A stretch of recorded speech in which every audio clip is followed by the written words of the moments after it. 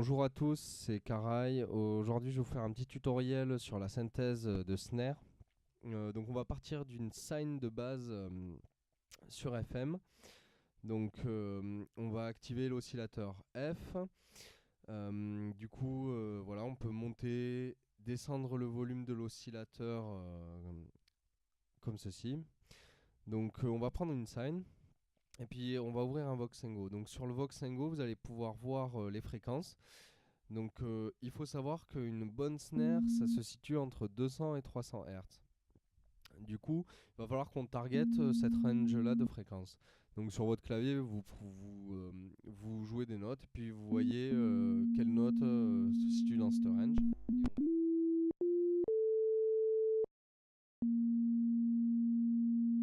Donc, donc voilà, ensuite on va pouvoir travailler avec l'enveloppe. Donc on va travailler l'enveloppe pour avoir un peu plus d'impact, pour avoir un pic, quoi, un transient. Donc la sine va nous servir de transient. Donc le transient, c'est l'impact, c'est le premier impact de la snare. Ensuite, pour qu'il y ait encore plus de transient, on va utiliser le module pitch. Donc là, on va monter le pitch pour faire un pitch down. Et du coup, on va remarquer que ça va nous apporter un peu plus d'impact dans la snare. Donc une fois qu'on a notre base avec cette sine, on va venir moduler la sine avec un nouvel oscillateur. Donc l'onde, ça peut être n'importe quelle onde. Ici, je vais utiliser un formant et en fait, ça va servir à rajouter du grain un peu dans cette sine pour avoir une range de fréquence un peu plus étendue pour que le son ait un peu plus de corps. Donc pareil, on va venir travailler l'enveloppe, euh, histoire de pas juste entendre un gros bzzz, mais du coup d'avoir un petit peu de grain en plus. Donc voilà, on règle le niveau de l'oscillateur, à ses souhaits. On peut changer les formants comme ceci. Donc voilà, moi je suis parti sur le formant numéro 4, je trouve qu'il est assez bien. Donc voilà, donc au niveau des ratios, je reste à 1000 et 1000.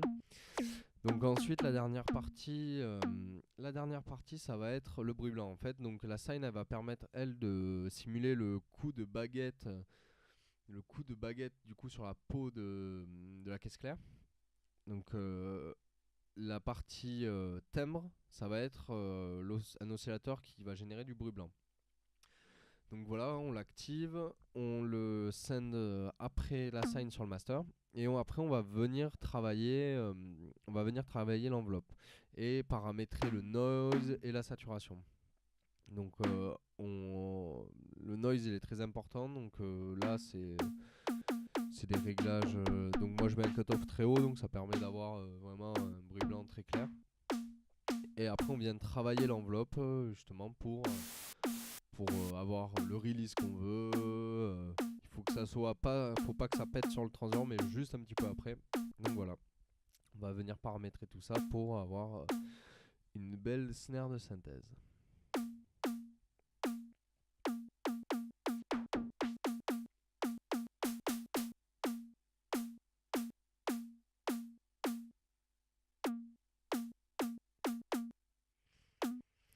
Donc voilà, maintenant on a notre snare de base et je vais pouvoir passer à la phase suivante, donc c'est le traitement. Donc en premier lieu, on va utiliser le Fab Filter Saturn. Donc la Super Filter, c'est un saturateur qui est vraiment très très bien. Donc il est très très bien parce qu'en fait du coup c'est un saturateur multiband. Donc on va pouvoir aller chercher des options. Moi j'aime bien le warm tape. Donc je vais monter le warm tape et puis après je vais régler la distorsion, la saturation en fonction des bandes, des divers bandes. Donc je monte le drive. Donc les subs on va pas y toucher. Puis on va monter les bandes médium, aigu, médium aigu et très aigu. Donc voilà, à nos souhaits pour que la snare sonne comme on veut quoi. Donc ça c'est vraiment très bien. Par contre faut faire attention parce que on peut monter à plus 24 dB, donc faut bien le régler. Ensuite, une fois qu'on a utilisé le Saturn, on va venir utiliser un transient multiband. Donc le transient multiband c'est Alloy 2 de Isotope. Donc ça c'est vraiment très bien parce que ça nous permet de gérer le transient de chaque bande indépendamment de chaque bande.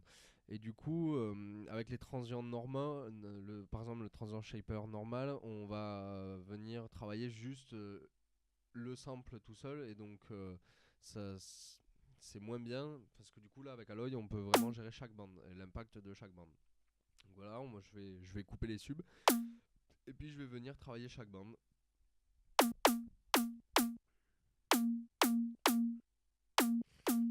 Donc après ce plugin il est vraiment très puissant, donc les réglages voilà faut faire assez attention, pas trop abuser dessus non plus. Ça nous permet d'avoir vraiment des sons qui ont beaucoup d'impact.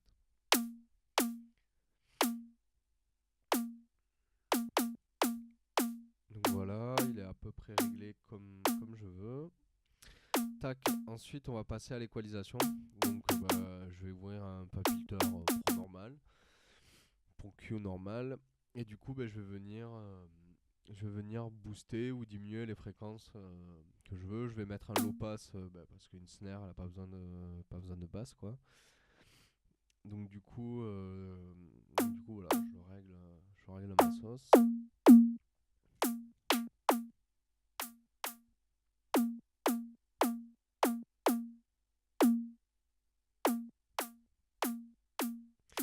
Voilà, une fois que ça c'est fini, du coup on va venir utiliser le FabFilter Pro L. Donc ça c'est le limiteur.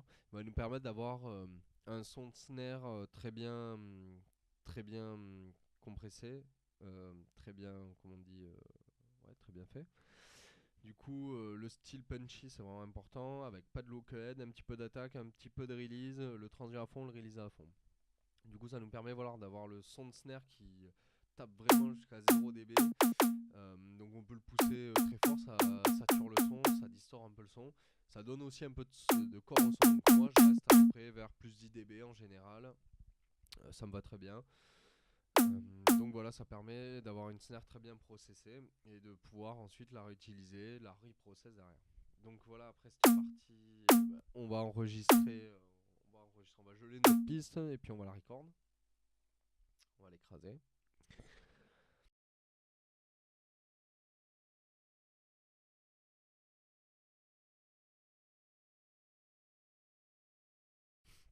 Donc voilà, j'ai un sample de snare qui est pas mal.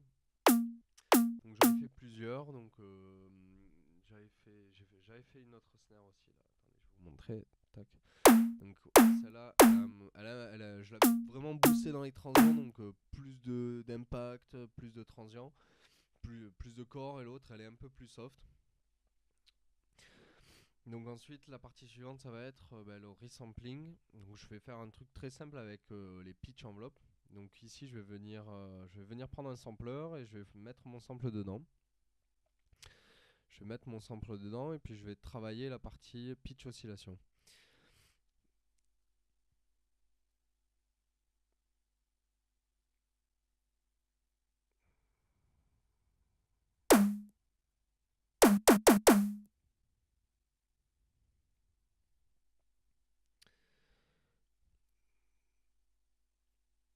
Tac, je vais venir glisser mon sample dedans. Là, je l'avais fait avec un autre sample. Donc voilà, on a le sample et ensuite je vais venir travailler le pitch oscillation. Donc là, voilà, si on peut vraiment moduler le pitch comme on veut. C'est très simple, c'est très utile. Voilà, je reste à plus 12, puis après je trouve la bonne sonorité qui me plaît.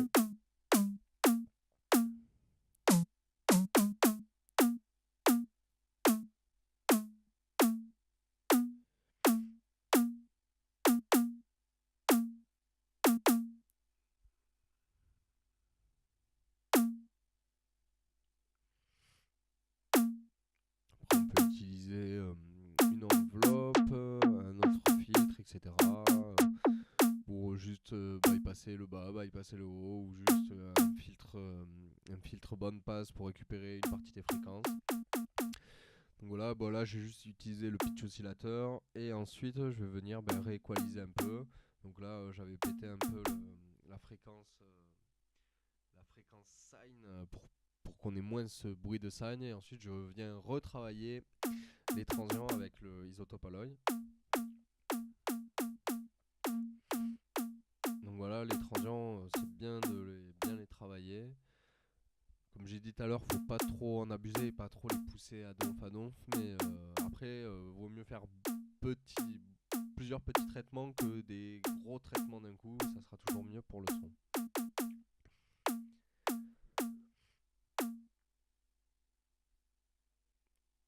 Et puis à la suite, en finale, toujours le Fab Filter Pro L pour process le son. Très bien, donc voilà. Là, j'ai mon son que je vais resampler. Encore une fois, on n'en a jamais trop.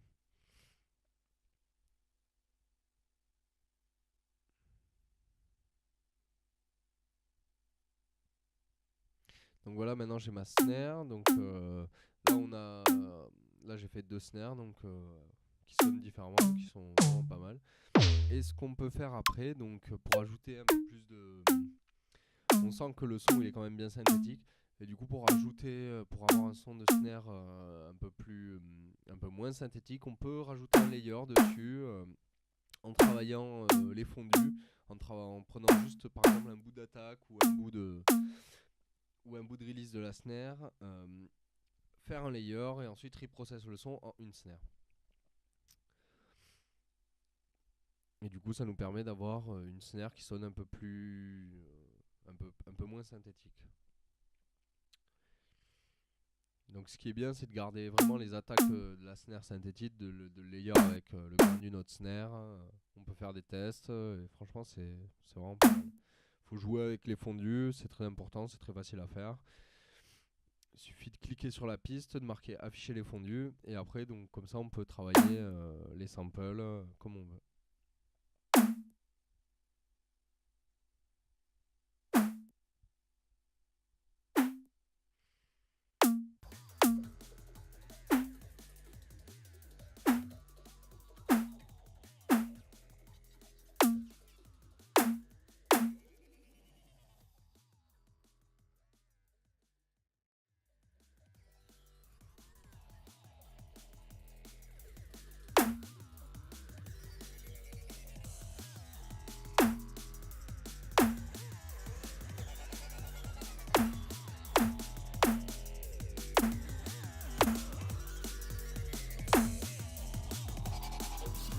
Donc voilà, c'est tout pour ce tuto. Je change encore une autre si ça vous plaît.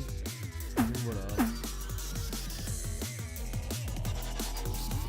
Bye bye tout le monde.